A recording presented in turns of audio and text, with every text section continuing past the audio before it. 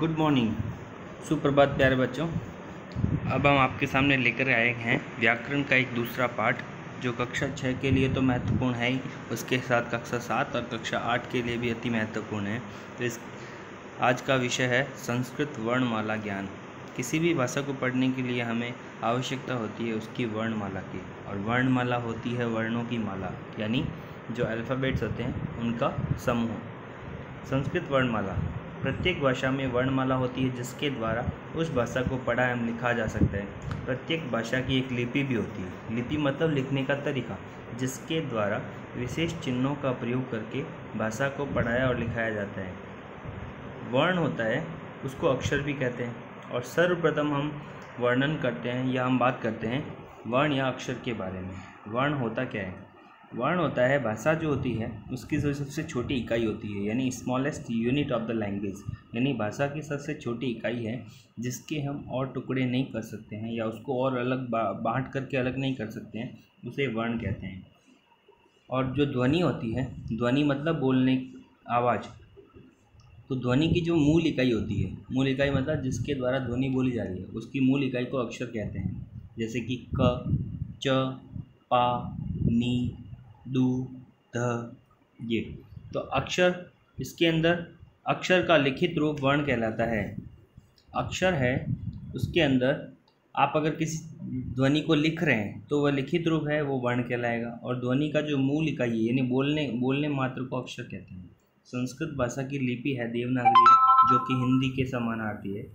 संस्कृत वर्णमाला में कुल वर्णों की संख्या 46 होती है, 46, जिनमें 13 स्वर होते हैं और 33 व्यंजन होते हैं। अब हम बांटते हैं वर्णों को दो भागों में। जब आप वर्ण को दो भागों में बांटेंगे तो पहला आएगा स्वर और दूसरा आएगा व्यंजन। स्वरों का यहाँ पर आपको चित्र बता करके इसका एक एक वर्ण का थोड़ा सा डिस्क्राइबली तरीके से बताया गया है, आप उसको देख सकते हैं। और इसके बाद में मैं सीधा आता हूँ टॉपिक पे। इस प्रकार संस्कृत वर्णमाला में कुल स्वरों की संख्या होती है 13, जो क्रमशः होते हैं अ, आ, ई, उ, ऋ, री, ए, ऐ, ओ, औ। स्वर होता क्या है कि वे वर्ण जिनके उच्चारण करते समय किन्हीं अन्य वर्णों की सहायता, अर्थात जब उसका उच्चारण करेंगे या जब उसको बोलेंगे तो हमें उनके लिए किसी के वर्णों की सहायता नहीं लेनी पड़ेगी, अर्थात किसी की भी आवश्यकता नहीं होती है स्वरों को बोलने में, तो उन्हें स्वर कहते हैं। जैसे हम ऊपर बोल चुके हैं सारे स्वरों को, अब आप उन स्वरों को 3 भागों में बांट सकते हैं। पहला आता है ह्रस्व स्वर, इसका उच्चारण होगा ह्रस्व, अ के नीचे री और स्व। तो ह्रस्व स्वर है जिन स्वरों को बोलने में एक मात्रा का समय लगता है। एक मात्रा का समय का मतलब है यहाँ पर कम समय लगता है, तो होता है वो सारे स्वर हैं ह्रस्व स्वर कहलाते हैं। ह्रस्व का मतलब होता है लघु या छोटे स्वर, जिनमें आएंगे आपके 5 स्वर अ, ई, उ, री और री। दूसरा आता है दीर्घ स्वर। दीर्घ स्वर जिन स्वरों को बोलने में 2 मात्रा का समय लगता है, यानी पहले वाले स्वर से, ह्रस्व स्वर से या लघु स्वर से थोड़ा अधिक समय लगता है, वहाँ होता है दीर्घ स्वर। इनमें आपके बाकी 8 जितने भी 8 स्वर हैं वो सारे दीर्घ स्वर में आएंगे। आ, ई, उ, री, ए, ऐ, ओ, औ। अब देखिए, जो 8 स्वर हैं उन सभी का निर्माण 2-2 स्वर से मिलके बना है, यानी एक एक मात्रा मिलकर के 2 स्वर का निर्माण कर रही है। तो आप कैसे देखिए मात्रा कैसे बनी है। अ के साथ अ मिलने से आ बना, ई के साथ ई मिलने से ई बना, उ के साथ उ मिलने से दीर्घ उ बना, री के साथ री मिलने से दीर्घ री बना, अ के साथ ई मिलने से ए बना और अ के साथ उ मिलने से ओ बना, और अ के साथ ए मिलने से ऐ बना और अ के साथ में ओ मिलने से औ बना।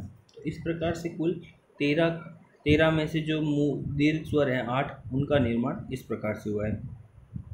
इन सभी स्वरों को दीर्घ स्वर भी कह सकते हैं या फिर इन्हें संधि स्वर भी कहते हैं। संधि का मतलब जोड़ कर के बने हैं। तीसरा आता है आपके स्वर प्लुत स्वर। प्लुत स्वर के अंदर आप ये कह सकते हैं कि वे स्वर जिनको बोलने में या पुकारने में 3 मात्रा का समय लगता है। 3 मात्रा मतलब 2 मात्रा से भी अधिक, यानी थोड़ा और अधिक समय लगेगा। अब समय उससे भी ज़्यादा हो सकता है, जैसे कि अगर आप प्रातः काल उठ करके प्राणायाम करते हैं या फिर ओमकार की ध्वनि करते हैं, तो ओम को जो अपन जितना लंबे समय तक खींच पाते हैं तो वो प्लुत स्वर के ही उदाहरण का रूप है। जैसे कि ओम, या फिर अगर आप किसी को पुकार रहे हैं अरे, तो रे को आप जब ज़्यादा लंबा खींच रहे हैं तो भी एक प्लुत स्वर है। इसका एक सिंपल सा उदाहरण आप समझ सकते हैं कि प्रातःकाल उठते समय जब जब जल्दी उठते हैं तो एक मुर्गे की ध्वनि सुनाई देती है, जिसके अंदर मुर्गा है पीछे से ध्वनि को लंबा खींचता है, तो वो भी एक प्लुत स्वर का ही उदाहरण है। इन सभी स्वरों का प्लुत स्वरों का प्रयोग है ज़्यादातर वेद पाठों में किया जाता है।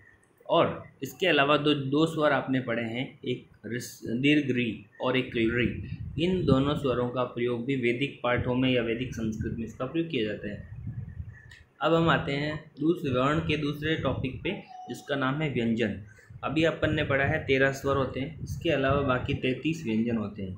अब व्यंजन की परिभाषा आप इस प्रकार से समझ सकते हैं, स्वर की परिभाषा से थोड़ी मिलती जुलती है। स्वरों में आपने ये कहा था कि वे वर्ण जिनका उच्चारण करते समय किन्हीं वर्णों की सहायता नहीं लेनी होती है, लेकिन जब व्यंजन का आप उच्चारण करेंगे तो उच्चारण करते समय आपको स्वरों की सहायता लेनी होगी। क्यों? क्योंकि बिना स्वर के आप व्यंजन का उच्चारण नहीं कर पाएंगे। तो वे वर्ण जिन्हें बोलते समय या बोलने में स्वरों की सहायता ली जाती है उन्हें व्यंजन कहते हैं। जैसे कि मैंने उदाहरण दिया है क, पा, की। इन वर्णों को बोलने में आपको साथ में किसी न किसी स्वर को साथ में बोलना पड़ रहा है। जैसे कि क में अ को, पा में आ को, की में ई को, इस प्रकार से बोलने से आपका वर्ण बन रहा है। लेकिन अगर आप किसी वर्ण को बिना स्वर की सहायता से बोलते हैं तो उसको बोला जा सकता है, लेकिन उसमें समय कम लगेगा और उसका बोलने का तरीका होगा। जैसे कि मैं एक हलंत अक्षर को बोल के बताता हूँ क, और अगर एक उसमें अ जुड़ा हुआ है तो उसको बोलेंगे क और क, तो थोड़ा सा अंतर आएगा। बिना स्वर के व्यंजन, यानी अगर किसी में से स्वर को आप हटा देंगे तो उस वर्ण को कैसे लिखेंगे? उसको लिखने के लिए आप नीचे एक हल्की सी डंडी लगाएंगे, जो कि आपको नीचे उदाहरण दे रखा है क, यानी उसको हलंत कहते हैं। और इसे हल वर्ण भी कहते हैं। हल वर्ण मतलब हलंत अक्षर, हलंत वर्ण। स्वर के जुड़ने पर हलंत का लोप हो जाता है, और यदि आप उस हलंत वर्ण में किसी स्वर का मेल करते हैं या स्वर को जोड़ते हैं तो हलंत है हट जाएगा और उसमें उस स्वर की मात्रा जुड़ जाएगी। जैसे कि क के साथ में अ जुड़ा तो क, अगर क के साथ में आ जुड़ेगा तो का हो जाएगा, तो उसकी मात्रा लग जाएगी। अब आते हैं हम व्यंजनों का वर्गीकरण करने पर। व्यंजन जो वर्ण है सारे 33, उनको कैसे बांट सकते हैं? तो व्यंजन को बांटने के लिए एक मैंने छोटी सी टेबल बनाई है, उस टेबल से आप अच्छे से समझ सकते हैं। व्यंजन को 3 भागों में बांटेंगे, पहला स्पर्श, दूसरा अंतस्थ और तीसरा ऊष्म। स्पर्श व्यंजन में कुल 25 वर्ण आएंगे, जिनको 5 भागों में अलग अलग बांट दिया है, यानी एक एक वर्ग की कैटेगरी में डाल दिया है। वर्ग जानते हैं, वर्ग का मतलब होता है एक समूह, यानी क वर्ग। क वर्ग में क की प्रजाति के या क समूह के 5 वर्ण आएंगे, क, ख, ग, घ, ङ। और च वर्ग में भी 5, च, छ, ज, ज, य। ट वर्ग ट, ठ, ड, ढ, ण। त वर्ग त, थ, द, ध, न। और प वर्ग प, फ, ब, भ, म। तो इस प्रकार से प्रत्येक वर्ग में 5-5 वर्ण होंगे और 5 ही वर्ग होंगे, तो स्पर्श वर्णों की कुल संख्या हो जाएगी 25।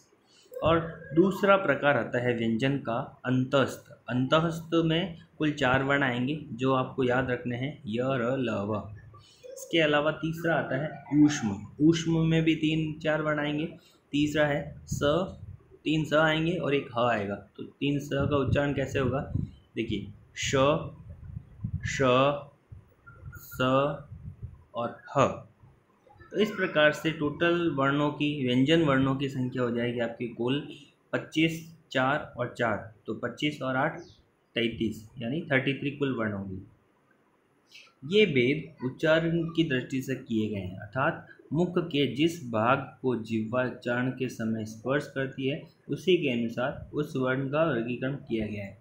इस उच्चारण के लिए आपको एक अलग से टॉपिक बताया जाएगा आगे आने वाले वीडियो में, जिसमें ये होगा कि प्रत्येक जो वर्ण होता है उसका एक पर्टिकुलर उच्चारण स्थान होता है। उच्चारण स्थान मतलब कौन से मुख के या अपने वोकल पार्ट की कौन से भाग से उसका उच्चारण हो रहा है, वही उच्चारण स्थान होता है। अब आते हैं हम अयोगवाह।